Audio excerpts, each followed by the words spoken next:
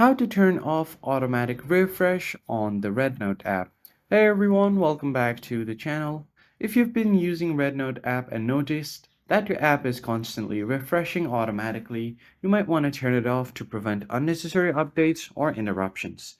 In today's video, I'm going to show you exactly how to disable the automatic refresh feature on the Rednote app. So let's get into it right away.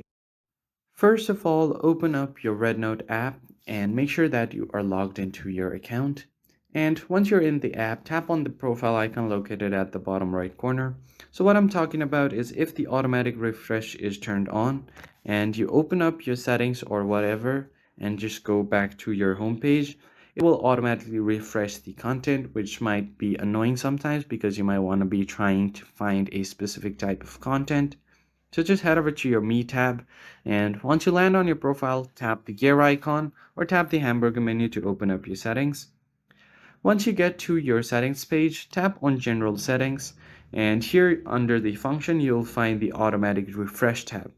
This content will not automatically refresh except for the starting. So if you turn it off, it won't be automatically refreshed. Except for the starting. So if you turn it on, it will be refreshed every time you go back to your home page like this.